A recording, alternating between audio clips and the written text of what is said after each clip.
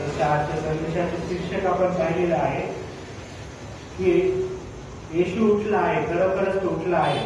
आणि येशू जो उठला, पुनरुत्थित झाला, ते जे आपले जो देव आहे, परमेश्वर आहे, त्याच्या जो प्लॅन होता त्या प्लॅनची पूर्तता होणं, पूर्ण तो प्लॅन त्यांनी जो प्लॅन केला होता त्या प्लॅनची पूर्तता होणे, पूर्ण होणे.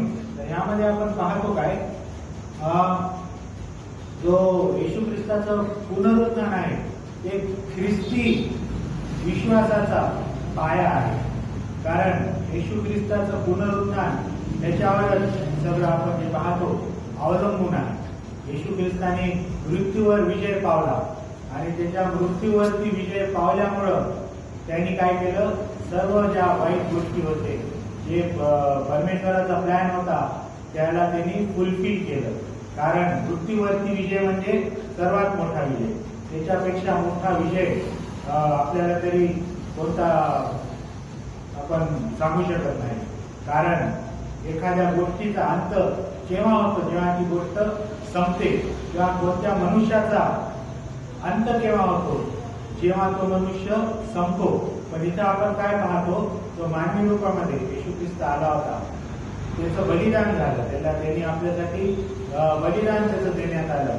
आणि त्यानंतर 3 दिवसानंतर तो काय झाला, तो पुन्हा जिवंत झाला, तो उठला, पुनरुत्थान त्याचं झालं. म्हणजे त्यांनी काय केलं, मृत्यूवर विजय पावला. म्हणजे त्याचं पुनरुत्थान होणं याचा अर्थ काय झाला की कधी न अंत होणारा.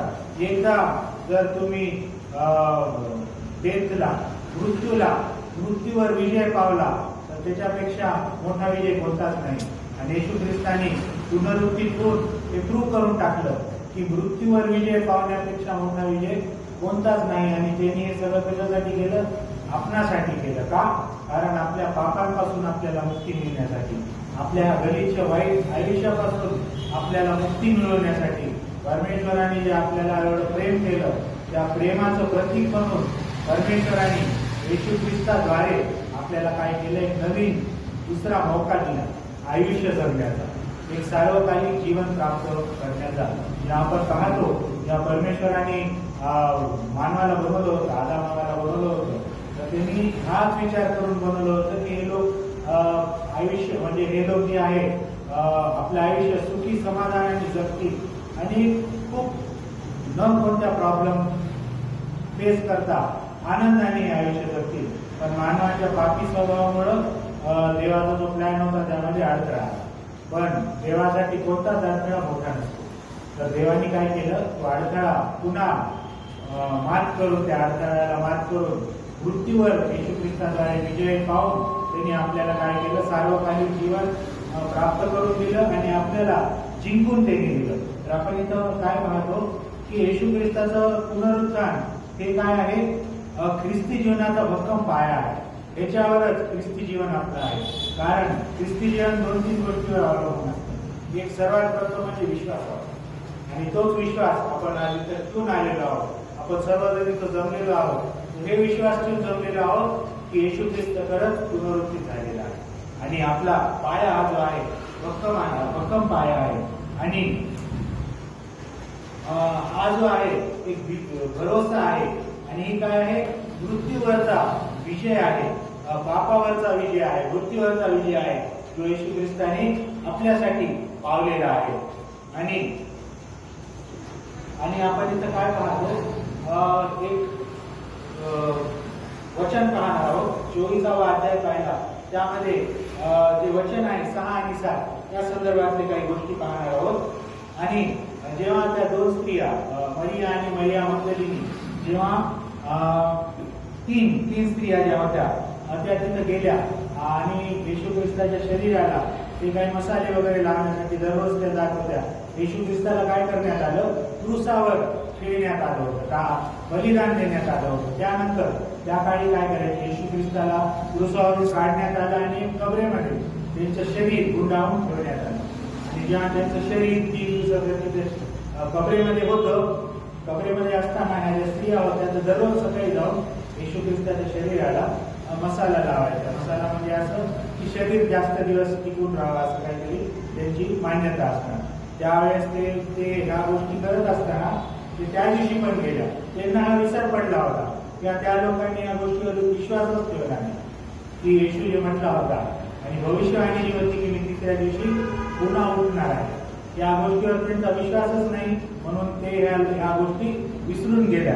आणि मला असं वाटतं की हे लोक जे एक गोष्ट विसरल्या, तर मला असं वाटतं, माझा पर्सनल व्ह्यू आहे, चूकही असू शकतो, की जेव्हा आपला एखादा प्रिय व्यक्ती आपण गमावतो आणि गमावल्यानंतर आपल्याला जर असं करण्यात आलं की तू ज्या व्यक्तीला गमावलेला आहे ती व्यक्ती पुन्हा आलेली आहे, तर आपल्याला अचानक तर विश्वास बसणार नाही एक मनुष्य म्हणून. तर मला वाटतं ह्या लोकांवरही तसंच झालं असतं, कारण हे लोक पण येशू ख्रिस्तावर तेवढंच प्रेम करायचे. हे जे जेवढे होते ज्यांना विश्वास बसला नाही, येशू ख्रिस्ताचे अनुयायी होते, ते येशू ख्रिस्तावर खूप प्रेम करायचे. आणि मला वाटतं जसं की आपल्यामध्ये पण तो एक गोष्ट असते की आपण एखादी गोष्ट गमावली आणि गमावल्यानंतर जेव्हा काही वेळानंतर आपल्याला कळतं तू जी गोष्ट गमावली म्हणून तुला वाटत होतं, तू ती गमावली नाहीस, तर ती गोष्ट ऑलरेडी पुन्हा तुझ्याकडे आहे, तर आपल्याला ती पाहूपर्यंत आपल्याला विश्वास बसत नाही. तर तसंच आहे, मला असं वाटतं की त्यावेळेस हे असंच घडलं असणार, कारण त्यांनी येशू ख्रिस्ताचा स्वतः डोळ्यांनी मृत्यू पाहिला, बलिदान पाहिलं, किती विचित्र वाईट रीतीने त्याचं बलिदान देण्यात आलं होतं. मारू त्याच्या शरीरातलं प्रत्येक रक्ताचा थेंब सुटला होता, एक थेंब नव्हता, शरीरातली प्रत्येक हड्डी तुटली होती. असा मृत्यू जेव्हा ह्या सर्व लोकांनी पाहिला किंवा ऐकला किंवा त्यांनी कोणाकडून ऐकला असणार, तर नक्कीच विश्वास तर बसणार की असं जेव्हा कोणाला मारण्यात येतं तर असं तेव्हा असं शक्य आहे का कोणी जिवंत होऊ शकतं का. म्हणून मला वाटतं की ह्या लोकांना विश्वास बसलेला नाही. तर आपल्या दररोजच्या दररोज हे लोक जायचे, जसे दररोज गेले आणि तिथं पाहतात तर काय, तिथं पाहतात तर कबरेचं दार उघडलेलं. आणि आपण या संदर्भातलं पहिला मुद्दा पाहूया, की मुद्दा असा आहे की घाबरू नका. लूक 24:6 हे वचनामध्ये आपल्याला पाहायला भेटतं, तुम्ही घाबरू नका, हे शब्दावर आपण पाहणार आहोत. तर या 3 स्त्रिया जेव्हा तिथे गेल्या, त्यांनी काय पाहिलं आपण इमॅजिन करू शकतो. आपण इमॅजिन मला वाटतं माझ्यासाठी तुम्ही पण इमॅजिन करा. आपल्या काही दिवसांपूर्वी कंटाटा आपल्या परभणीमध्ये ठेवण्यात आला होता, त्यामध्ये तर हुबेहूब नाटिका करण्यात आली. जर आपण ते पाहिलं असणार तर आपण इमॅजिन करू शकतो की कसं या गोष्टी घडल्या असतील. तर या स्त्रिया तिथे गेल्या आणि कबर उघडी पाहिली. कबर त्यांनी उघडी पाहिली आणि त्यांना पहिलं काय वाटलं, आश्चर्य वाटलं की हे कबर कशी काय उघडी. तर मला वाटतं कबर उघडी त्यांनी पाहिली आणि तिथं काय झालं, 2 स्वर्गदूत आले, लखलखीत चमकणारे, आणि स्वर्गदूत आले आणि स्वर्गदूतांना त्या दोघींनी पाहून स्वर्गदूत त्यांना काय बोलले, घाबरू नका, तुम्ही घाबरू नका, तो उठलेला आहे आणि तो आता इथे नाही, तुम्ही त्याला मेलेल्यांमध्ये का शोधता, तो जिवंत आहे, तर जिवंताला तुम्ही मेलेल्यांमध्ये शोधू नका. आणि जेव्हा त्यांनी स्वर्गदूताला पाहिलं, अचानक असं अनएक्सपेक्टेड एखादी घटना त्यांच्या आयुष्यात घडली. ते डोक्यात काय विचार करून गेले की आम्ही जाऊ रोजचं आपलं येशू ख्रिस्ताच्या शरीराला ते काम करू,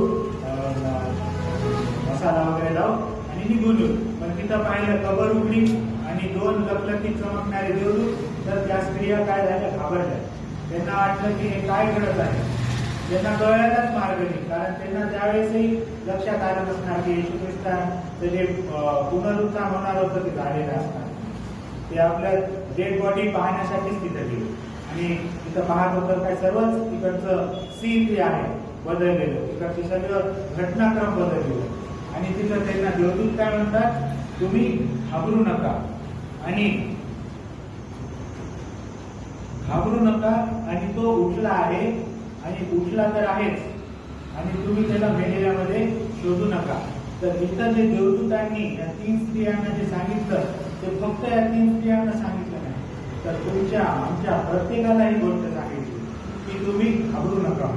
कारण एक मनुष्य म्हणून आपलं वय किती पण असू द्या, आपण किती पण वयस्कर असू द्या, आपल्याला नेहमी एक गोष्ट जाणवते की आपल्या पाठीमागं कोणीतरी उभं असलेलं पाहिजे. एखादा मोठा हात पाहिजे, वडिलांचा, भावाचा, कोणाचा हात पाहिजे, जो म्हटला पाहिजे की तू घाबरू नको, मी तुझ्यासोबत आहे, तुला काय करायचं. तर आपल्याला जाणवतं जेव्हा आपले वडील असतात किंवा आपल्यापेक्षा आपल्या घरामध्ये कोणी मोठं असं व्यक्ती असतं, त्यांचा सपोर्ट जेव्हा आपल्याला असतो तर आपण हिमतीने काम करतो, हे का नाही? हिंमत आपल्यामध्ये असते. कारण आपल्याला माहिती आहे आपल्याकडून काही चूक झालं तर त्याची काळजी घेणारा कोणी? आपला मोठा व्यक्ती आहे. आपण परमेश्वरापर्यंत जाऊ तिथपर्यंत आपण जाऊ. पण असं ॲज अ ह्युमन आपण जेव्हा कोणत्या छोट्या मोठ्या गोष्टी करतो, जेव्हा आपल्यावर आपल्या आई वडिलांचा किंवा मोठ्याचा हात असतो तर आपण खूप हिमतीने काम करतो, हे का नाही? तर इथं ते देवदूत काय म्हणतात, तुम्ही भिवू नका, मानवाचा तर जाऊ द्या, पण तुमच्यावर अशाचा हात आहे की तो तुम्हाला कधीच सोडणार नाही. कारण त्यांनी मृत्यूवर विजय पावलेला आहे आणि ज्यांनी मृत्यूवर विजय पावला त्याच्यापेक्षा मोठा जिंकणारा म्हणजे विक्री पावणारा तरी कोणी मनुष्य कोणी देव या पृथ्वी तलावर झालेला नाही आणि होणार नाही. कारण एकदा मृत्यूवर विजय पावलं तर पुन्हा त्याला मृत्यू येऊ शकते का? नाही. एकदा जर तुम्ही मृत्यूवर विजय पावली, मृत्यूला तुम्ही हरवलं तर पुन्हा तुम्हाला मृत्यू मारू शकते का? नाही मारू शकत. तर येशू ख्रिस्तांचं कसं झालं? येशू ख्रिस्तांनी काय केलं? मृत्यूचा मृत्यू करून टाकला. मृत्यूला त्यांनी मारून टाकलं. म्हणजे त्याला परत मृत्यू येणार आहे का? कधीच नाही. तर तसंच त्यांनी आपल्यासाठी हे सगळं केलं. त्यांनी काय केलं? मृत्यूचा मृत्यू केला. म्हणजे आपल्याला पण जेव्हा मृत्यू येईल तर आपल्याला पण तेच होणार, आपल्याला पण सर्व काही जीवन प्राप्त होणार. तर इथं आपल्याला तेच पाहायला भेटतं की देवदूत म्हणतात घाबरू नका. फक्त ते त्या 3 स्त्रियांना नाही बोलले, तुम्हाला मला सर्वांनाच बोलले घाबरू नका, कारण तुमच्या पाठीशी येशू ख्रिस्त आहे, तुमच्या पाठीशी देव बाप आहे. तुम्ही आयुष्यामध्ये काही पण करा, हिमतीने करा, सगळ्यांची काळजी घेणारा कोण आहे? देव बाप आहे. आपल्या हातून चूक झाली, आपण क्षमा मागितली, आपल्या पापांची तो क्षमा करतो आणि आपली काळजी करतो. जेव्हा आपण कोणतं चांगलं काम करतो तर चांगलं काम करण्यासाठी आपल्याला प्रवृत्त कोण करतो? परमेश्वर येशू ख्रिस्तच करतो. तोच आपल्याला सद्बुद्धी देतो कोणतं चांगलं काम करण्यासाठी, आहे का नाही? तर चांगलं काम जेव्हा आपण करतो, पवित्र आत्मा आपल्याला सांगतो, तर ते पण कोणाकडून येतं? येशू ख्रिस्त, परमेश्वराकडून. चूक काम आपल्याकडून काय झालं? चूक झाली तर घाबरायचं नाही, लगेच क्षमा मागायची. लगेच आपल्या पापांची आपण क्षमा मागितली पाहिजे आणि मग पापाची क्षमा आपल्याला भेटणार आणि पुन्हा पूर्वीसारखं परमेश्वर आपल्याला प्रेम करणार, आपल्या संगती उभा राहणार. आयुष्याच्या कोणत्याही घडामोडीमध्ये, आयुष्याच्या कोणत्याही चढउतारीमध्ये आपण काय केलं नाही पाहिजे? घाबरलं नाही पाहिजे. तर जे शब्द आहे लूक 24 आणि 6 मध्ये, तर घाबरू नका, डोंट बी अफ्रेड, तर हे फक्त तिथे आलेल्या स्त्रियांसाठी नव्हे तर आपल्या सर्वांसाठी आहे, आपल्या आयुष्याच्या प्रत्येक चढउतारीसाठी आहे. आणि हे शब्द आपण नेहमी लक्षात घेऊ. जेव्हा पण आपल्याला भीती वाटते तर आपण हे लक्षात ठेवलं पाहिजे की आपल्या संगती कोण आहे? ज्यांनी मृत्यूचा मृत्यू केला, ज्यांनी मृत्यूवर मात केली, असा देव आपल्या संगती आहे, त्याचा आशीर्वाद आपल्या संगती आहे, तो आपल्या मागे उभा आहे. तर जेव्हा असा देव, असा पिता आपल्या संगती आहे, परमेश्वर आहे, येशू ख्रिस्त आपल्या संगती आहे, तर आपल्याला भ्यायची गरज आहे का? कोणत्याच गोष्टीला भ्यायची गरज नाही, घाबरायची गरज नाही. आणि इतिहासामध्ये, पूर्ण जगाच्या ब्रह्मांडाच्या इतिहासामध्ये एकच घटना अशी आहे की मृत्यूचा मृत्यू झाला. म्हणजे आम्ही अभ्यास करत होतो संदेशासाठी, तर इंग्रजीमध्ये शब्द असा की डेथ ऑफ डेथ, म्हणजे मृत्यूचा मृत्यू, मृत्यूलाच मारून टाक. मृत्यूवर विजय पावला म्हणजे सगळ्यात मोठा. आपण पाहतो किती मोठमोठे राजे, मोठमोठे लोक मृत्यू येऊ नये म्हणून किती त्यांनी काय काय प्रयत्न केले, पण त्याच्यात ते सफल झाले का? नाही झाले. मानवासाठी अशक्य गोष्ट आहे, पण मानवासाठी ती गोष्ट, अशक्य गोष्ट शक्य कोणी केली? परमेश्वराने येशू ख्रिस्ताद्वारे केली. म्हणून जर येशू ख्रिस्त पुनरुत्थित झाला तर आपणही सार्वकालिक जीवन आपल्याला प्राप्त झाले. तर आपण लक्षात ठेवा की आपण कोणतीही परिस्थिती काही असो घाबरलं नाही पाहिजे, कारण तो आपल्या संगती आहे. दुसऱ्या मुद्द्याकडे आपण बोलूया. लूक याचा 24वा अध्याय 6वा वचनावर आपण पाहूया की नासरेतचा येशू आहे, त्याचा तो काय झाला होता? क्रुसिफाय झाला होता, त्याला क्रुसावर नेण्यात आलं होतं. आणि आपण इथं पाहतो जे देवदूत आले होते, देवदूत तिथे आले होते, त्यांनी येशूला नासरेतचा येशू म्हणून असे संबोधले, असं त्यांना ओळखलं. त्यांनी जेव्हा त्यांनी संबोधलं त्यांना काय संबोधलं? नासरेतचा येशू. आणि येशू ख्रिस्ताचं जे फिरणं होतं, येशू ख्रिस्ताचं जे बलिदान जे होतं क्रूसावर, ते काय होतं? हे आपल्यासाठी आपल्या पापांची शिक्षा त्यांनी आपल्यावर घेतली, जी शिक्षा आपल्या प्रत्येकाला भेटायला पाहिजे. जर येशू ख्रिस्ताने जर क्रूसावर त्याचं बलिदान देण्यात आलं नसतं, या परमेश्वराने हे आपल्यासाठी एक मार्ग जर निवडून काढला नसता, तर मला वाटतं की आपल्या प्रत्येकाला त्या प्रकारे मारण्यात आला असतं. जसं येशू ख्रिस्ताला छिन्न करून मारलं, तसं झालं असतं की आपल्यावर तशी पाळी आली प्रत्येक मनुष्यावर. तर आपण गुड फ्रायडेच्या मेसेजमध्ये पाहिलं की कशा प्रकारे आपल्या प्रत्येकाच्या पापाचं ओझं त्यांनी आपल्यावर घेतलं. येशू ख्रिस्ताने आपल्यावर आपल्या प्रत्येकाच्या पापाचं ओझं, एवढं मोठं ओझं त्यांनी आपल्यावर घेतलं आणि तो पेल्या गेला. आपल्या प्रत्येकाच्या पापाचं ओझं किती असणार? बघू शकता आपले पाप, आपल्या चुका आपल्या स्वतःला माहीत असतात, तर कमी जास्त. तर त्याप्रमाणे त्यांनी काय केलं? आपल्या पापाचं ओझं आपल्यावर घेतलं आणि आपल्याला जी शिक्षा व्हावयाची होती, आपल्याला जो त्रास व्हावयाचा होता, आपल्याला ज्या कठोर परिश्रमातून जायचं होतं, त्यांनी ते आपल्यावर घेतलं. का? कारण देवाने आपल्यावर एवढी प्रीती केली, आपल्याला एवढं प्रेम केलं, त्यांनी बदला मार्ग आपल्यासाठी काढला. आज आपल्याला एवढं सोपं त्यांनी करून दिलेलं आहे, आपल्याला फक्त विश्वास करायचा. खूप काही मोठे आपल्याला काही कठीण परिश्रम घ्यायला सांगितलं, शारीरिक परिश्रम घ्यायला सांगितलं नाही, फक्त विश्वासाद्वारे त्यांनी एवढं सोपं करून दिलं. एवढी सोपं मोक्ष, सॅल्वेशन तुम्हाला कुठंच भेटणार नाही.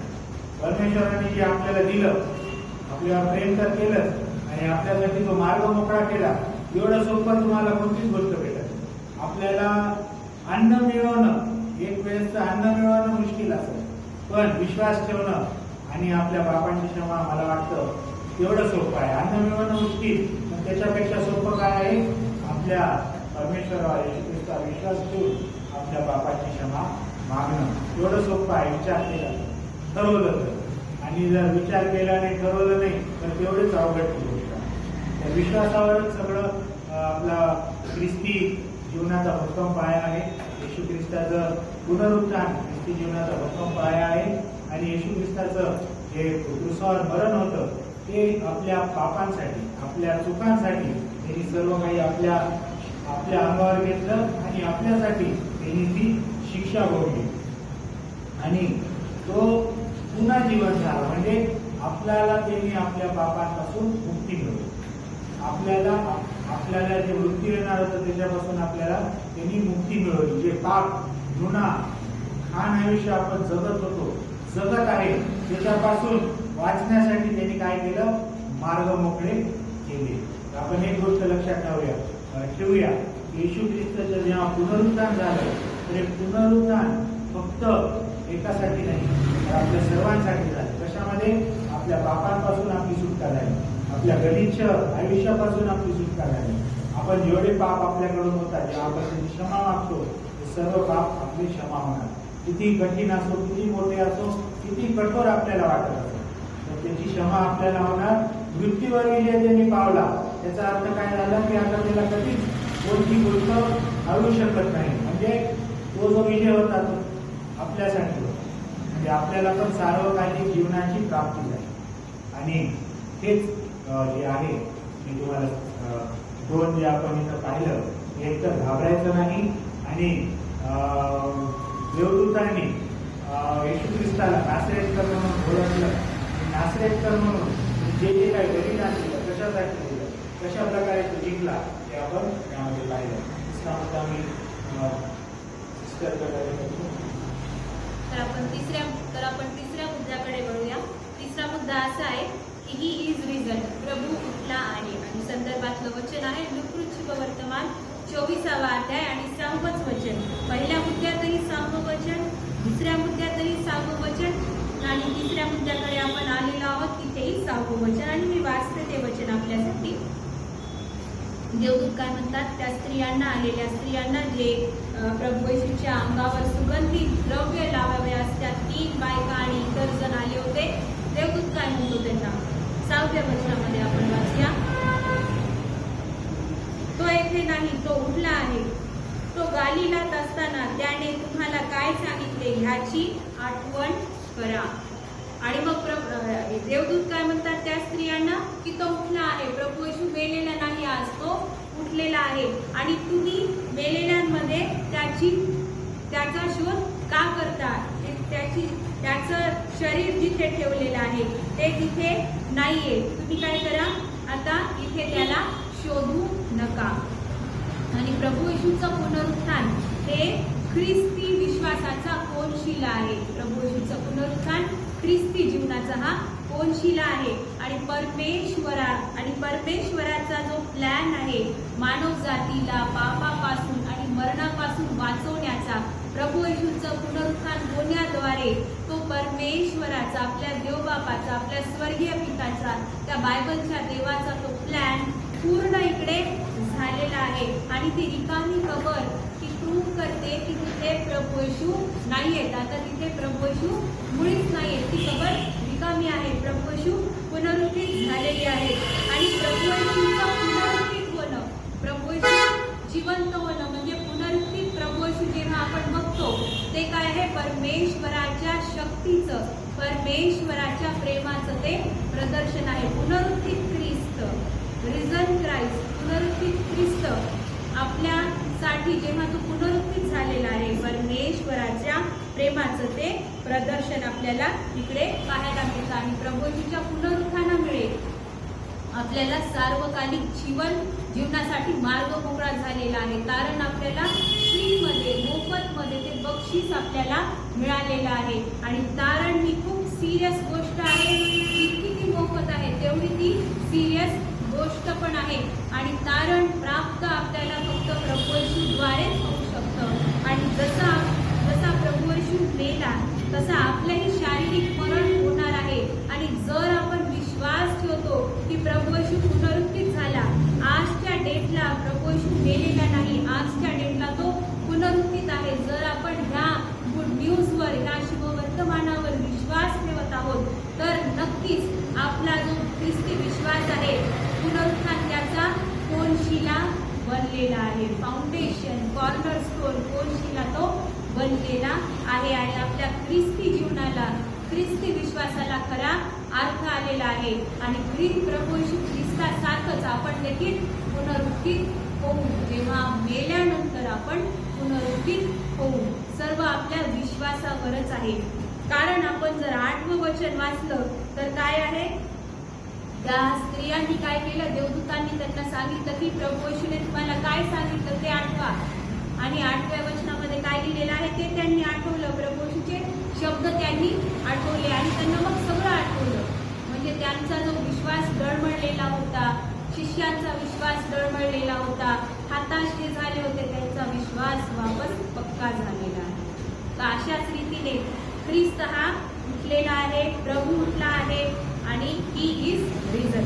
4था मुद्दा आपण बघूया, गो अँड टेल, जा सांगा. आता इथे लूक शुभवर्तमान 24वा अध्याय आणि 7वं वचन संदर्भातलं आहे. आपण वाचूया, मी वाचते, आपण लक्ष द्या. लूक 24 आणि 7. तो असे म्हणाला की मनुष्याचा पुत्र धरून पापी लोकांच्या हाती द्यावा, त्याला वधस्तंभावर खिळावे आणि 3ऱ्या दिवशी त्याने उठावे. 8वं वचनही मी वाचते सोबत. नंतर स्त्रियांनी येशूच्या शब्दाची आठवण केली. आता देवदूतांनी काय सांगितलेलं आहे, एक मिशन दिलेलं आहे. तिकडे कोणी सुगंधित द्रव्य लावण्यासाठी 3 स्त्रिया आणि इतर जण आलेले आहेत. आणि सगळ्यात आधी पुनरुत्थित ख्रिस्त झाला हे कोणाला माहीत झालं, त्याच लोकांना माहीत झालं, त्या स्त्रियांना आणि काही इतर जण जे आले होते त्या लोकांना माहीत झालं. गुड न्यूज सगळ्यात आधी म्हणजे प्रभू येशू पुनरुत्थित झाले, जिवंत झाले. प्रभू येशूने मरणाची नांगी मोडली. प्रभू येशूचं शरीर आता मृत शरीर नाही, प्रभू येशूचं शरीर आता गौरवी शरीर आहे. हे कोणाला माहीत झालं? त्या आलेल्या सुगंधित प्रभू येशूच्या शरीराला सुगंधित द्रव्य लावायला आलेल्या स्त्रियांना आणि इतर जणांना ही प्रथम बातमी कळाली. दुसऱ्यांना कळाली का? नाही. मग देवदूत सगळ्यांना जाऊन सांगतील का? नाही.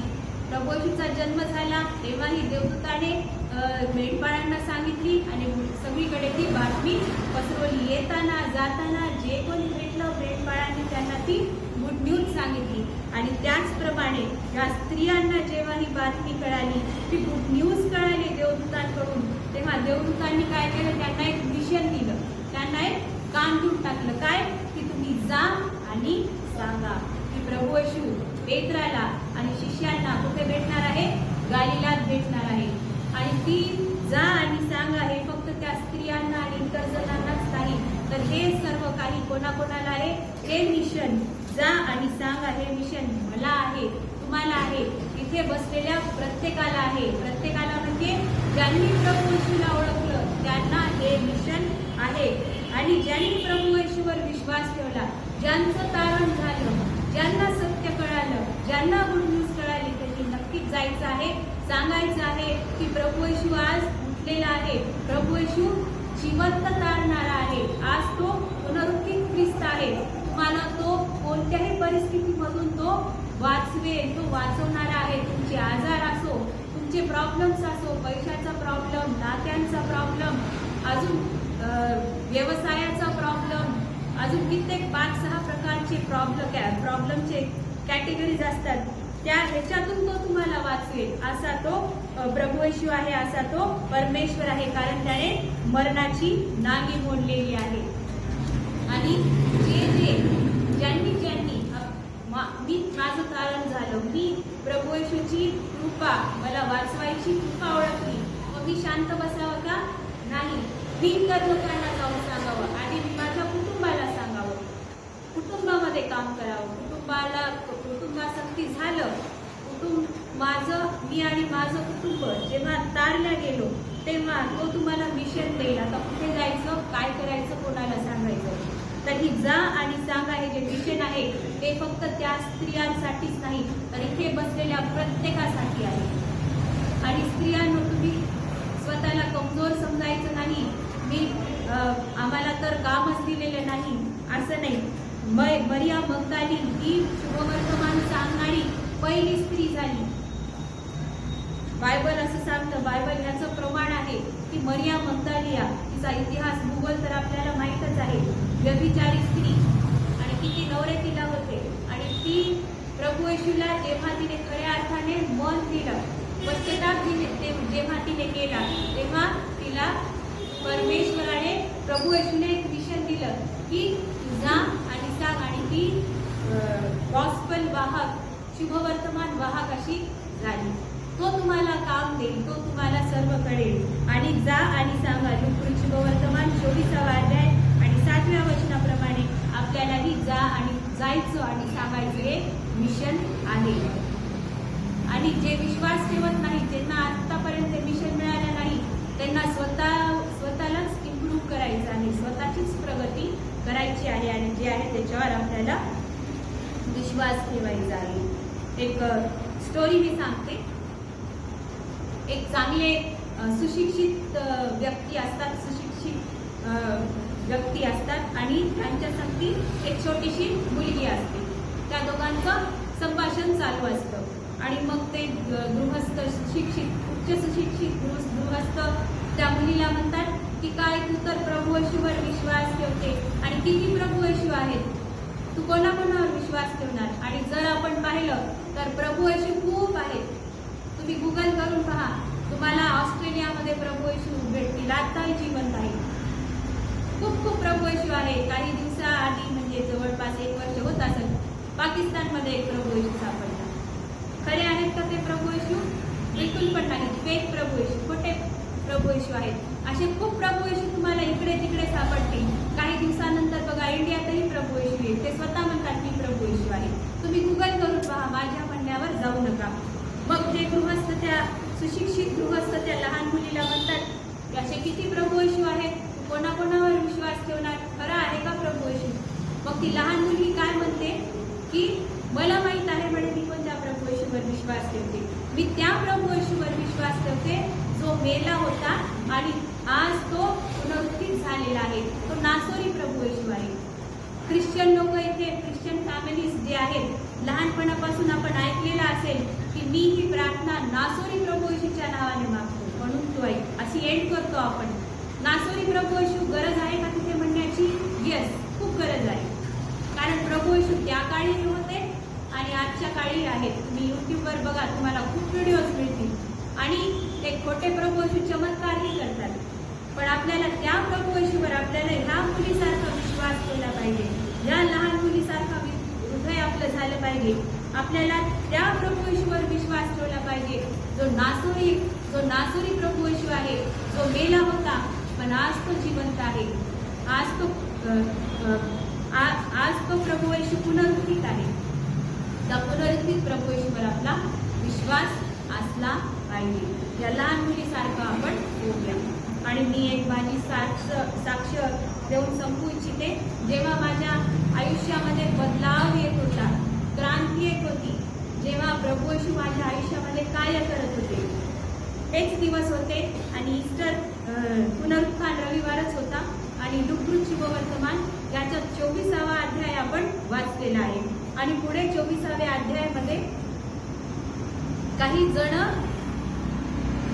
अमावस्या रस्त्यावरून चालत राहतात आणि त्यांना प्रभू येशू भेटतात आणि त्यांची चर्चा होत राहते. अरे, प्रभू येशू नावाचा एका माणसाचं असं झालं, तसं झालं, त्यांची चर्चा होत राहते.